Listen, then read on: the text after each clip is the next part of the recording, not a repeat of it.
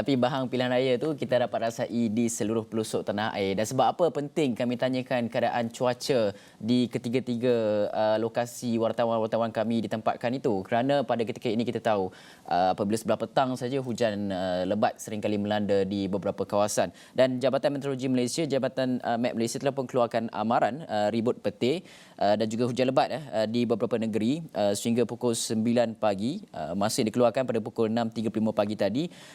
Perlis, Kedah seperti di Langkawi dan juga Kuala Muda, Kod Pulau Pinang di barat daya Timur Laut dan juga seberang Perai Utara, di Pahang seperti di Rompin, Johor, di Mersing dan juga Kota Tinggi yang akan ramalannya ribut petir dan juga hujan lebat. Dan perlu juga kita ingatkan kepada orang ramai bahawa mangsa banjir keadaan mangsa banjir saya lihat semalam angkanya pada 2,700 lebih dan juga 2,800, sekarang meningkat kepada 2,966 orang daripada 6 buah negeri.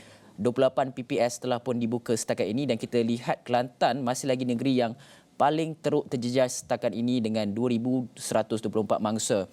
Johor 335 orang mangsa, Melaka 2 PPS dibuka dan 57 mangsa ditempatkan, dan Selangor di 163 mangsa 3 PPS dibuka, Perak 216 6 PPS dan di Kedah 71 mangsa dan 3 PPS telah pun dibuka setakat ini. Jadi ini penting, data-data yang penting untuk kita lihat selain daripada info di mangsa banjir Jabatan Kebajikan Masyarakat, perlu juga kita lihat info di Jabatan Perairan dan juga Saliran melihat kepada paras air sungai dan sebagainya untuk pastikan ataupun untuk elakkan ketika mana kita menuju PRU15 kita tidak terlupa kepada ramalan-ramalan daripada Jabatan Meteorologi Malaysia dan juga peningkatan paras air ini, Hakim. Baik, dan kita nak bersama dengan Dr. Muhammad Nazri Muhammad Noor, iaitu Ketua Program Sains Politik FSSK UKM Universiti Kebangsaan Malaysia, untuk kita melihat proses pengundian awal ni. Pada pandangan doktor, proses undi awal ni adakah ia mampu memberikan indikasi kecenderungan calon-calon yang bertanding, terutama di kursi-kursi yang ada kem-kem tentera, kem polis ini, di Sungai Udang, di Bera, Port Dickson, di Camp Greek. Adakah ia mampu memberikan indikasi awal kecenderungan mengundi itu, doktor? Okey, sebab perkiraan itu dilakukan kemudian kan, bukannya terus pada hari ini kan. Jadi daripada sudut kecenderungan tu agak sukar jugalah. Namun kita lihat daripada sudut sejarah kawasan pengundian awal tentera polis, sebelum ini lebih banyak undi kepada status quo. Namun sejak pilihan raya umum 2018, kemudian pilihan raya negeri, Melaka, Johor, kan, kita lihat ada perubahan di mana prestasi calon, gerak kerja, kempen, manifesto semakin memberi impak kepada corak pengundian. Maknanya kata pada hari ini pengundi awal, tentera, polis tidak lagi seperti sebelum ini dalam jangkaan dan sebagainya. Sebaliknya semakin terbuka dengan faktor yang pelbagai. Hakim. Ini bermakna, doktor, kem tentera, polis dan sebagainya bukan lagi deposit tetap kepada sesebuah gabungan parti politik itu? Ya, saya fikir bukan sekadar undi awal kan, kem polis, tentera, tapi hampir semua sebenarnya kita mengalami satu dinamika baharu kan dalam politik Malaysia di sebalik kesuraman politik kepartian sejak perubahan kerajaan tahun 2020, 2021. Tapi daripada aspek pengundian termasuk pengundi awal, kita boleh katakan terma deposit tetap itu dah semakin kurang dan boleh dipersoalkan.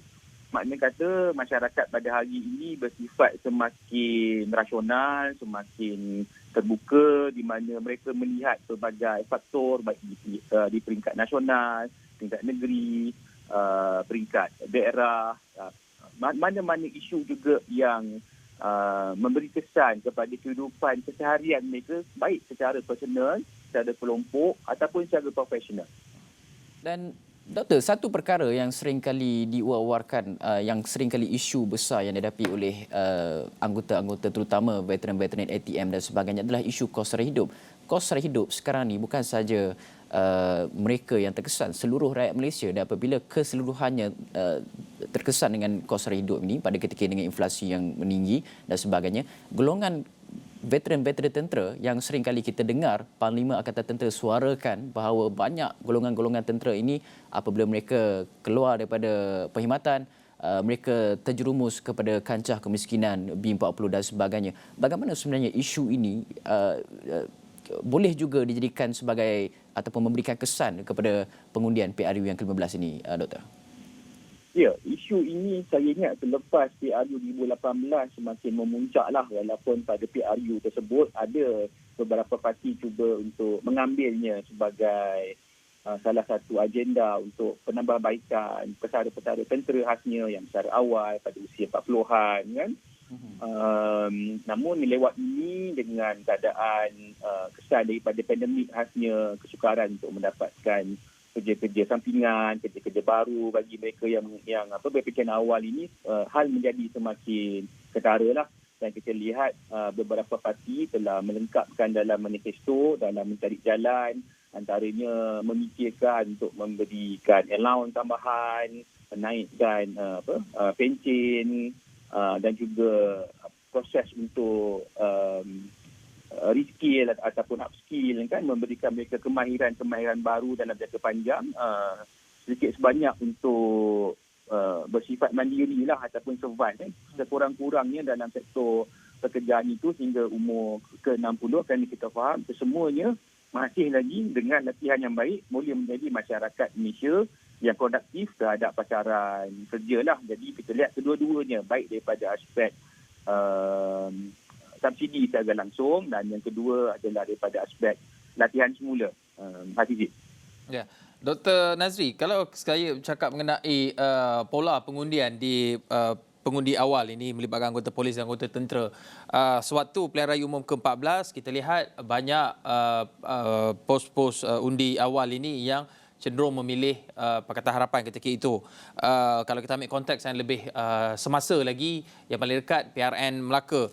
Kalau ikut laporan, 17 daripada 18 saluran undi tentera ni, mereka ini mengundi Government of the Day, Kerajaan Perikatan Nasional pada ketika itu. Tetapi melihat kepada apa yang disebutkan tadi, isu-isu yang melingkari kehidupan anggota polis, kebajikan, kos sara hidup dan sebagainya, dengan manifesto ataupun tawaran parti-parti yang bertanding pada ketika ini, bagaimana ia boleh menjadi penentu kepada pola pengundian di kalangan undi awal ini, Doktor? Sebab sekarang ini dia sangat fluid kedudukannya dan dia sangat tidak pasti. Tidak ada pihak yang memerintah dengan majoriti. Bagaimana ini akan menjadi, mungkin pandangan Doktor, penentu ataupun alasan untuk undi awal ini memilih calon yang akan mereka pangkah nanti? Baiklah, ada beberapa kawasan pengundi awal ini jumlah yang ada di sana kan, di parlimen tersebut melebihi daripada majoriti yang didapati. Jadi makna kata sangat-sangat pentinglah pengundi awal ni. Khasnya kawasan yang mempunyai jumlah yang ramai kan, pengundi awal sebagaimana yang disebutkan tadi, antaranya di Tangga Batu kan, jumlah pengundi awal ni 7.5%. Di Lumut antaranya kan, jumlah pengundi awalnya 10% daripada keseluruhan daftar pengundi di Parlimen Lumut. Di Setiawangsa 15%. Dan majoriti di Lumut itu melebihi daripada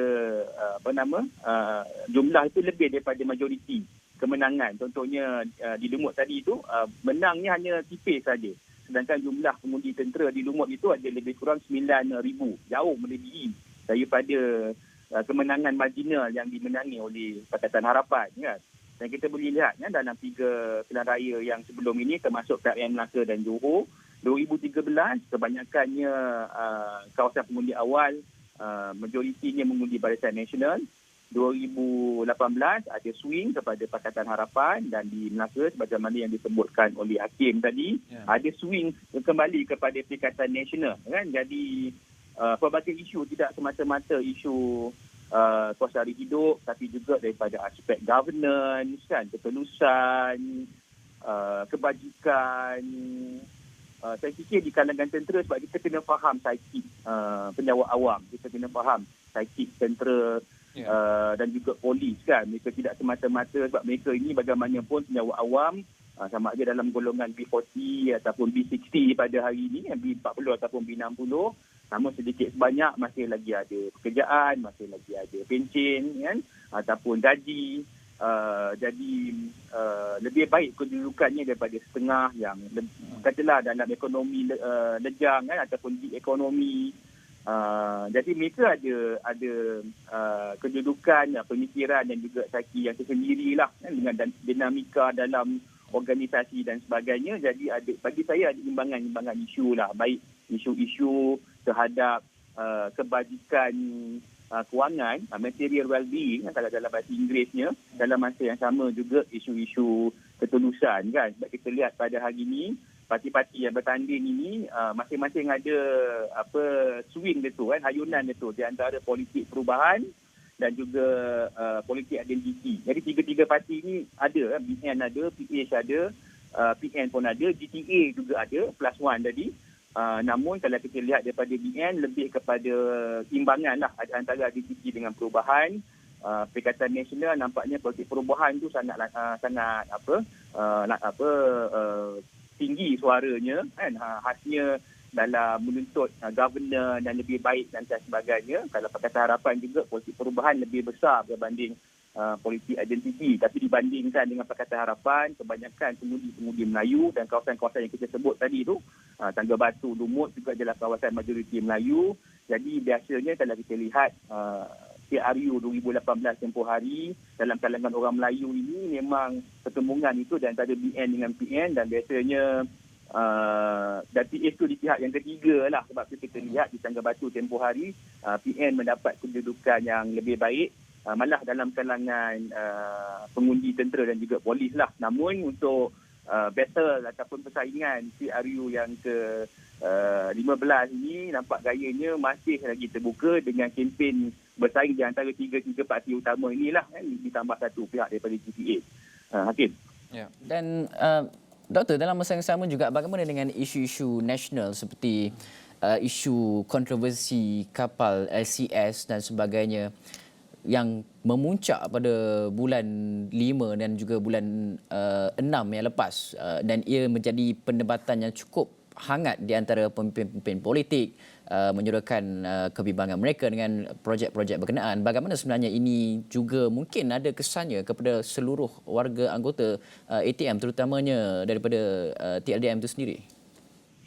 Okey, kalau TLDM saya rasa yang paling terkesan lah daripada isu perolehan LCS kan, yang lewat daripada yang sepatutnya sehinggakan memberi kesan kepada proses kita dalam pertahanan maritim khasnya kan, dan tentu sekali lah TLDM ataupun Navy kan, yang paling terkesan daripada sudut itu. Dan saya fikir hal ini sedikit banyak memberi impak lah kepada moral, pemikiran dan juga sokongan lah. Maksudnya tidak mudah lah bagi pihak-pihak khasnya cabaran kepada the government of the day lah pada hari ini dengan pada sebelum ini kan, dalam mendapatkan semula kepercayaan dan sebagainya.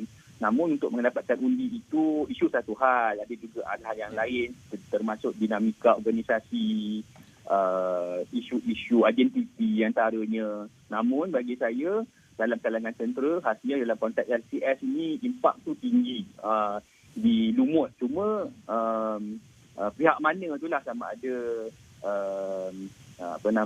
damage control kan, pemulihan imej yang dapat dilakukan. Kita tengok contohnya Menteri Pertahanan kan telah memberikan jaminan, telah membawa plan baharu tentang respon kepada memulihkan keadaan dalam memastikan LCS projek itu dapat diteruskan dengan lebih pantas selepas ini, dan sekaligus dapat membantu pertahanan maritim dan juga laut kita kan. Jadi tengok juga lah prasangka persepsi tentera khasnya kalau di Lumut itu TLDM terhadap proses pemulihan tersebut, dan juga tengok juga komen-komen balas kan daripada calon Perikatan Nasional dan juga Pakatan Harapan khasnya lah. So adakah akan kembali kepada status quo ataupun Pakatan Harapan dapat mempertahankan dengan undi yang kecil sebelum ini ataupun mungkin swing kepada Perikatan Nasional. Hafizi. Dr. Nazri, akhir sekali, ringkas, adakah kita boleh menjangkakan kalau dahulu undi-undi melibatkan penyawat awam, undi awal ini status quo seperti kalau kita lihat kes-kes di PRN dan PRU sebelum ini, tapi dengan keadaan landscape politik semasa tanah air ini, adakah ia juga sukar untuk diramal, dibaca seperti mana para penganalisis politik, badan pemikir di luar sana yang berbelah bahagi dengan parti-parti yang akan mendominasi ataupun membentuk kerajaan di peringkat persekutuan nanti?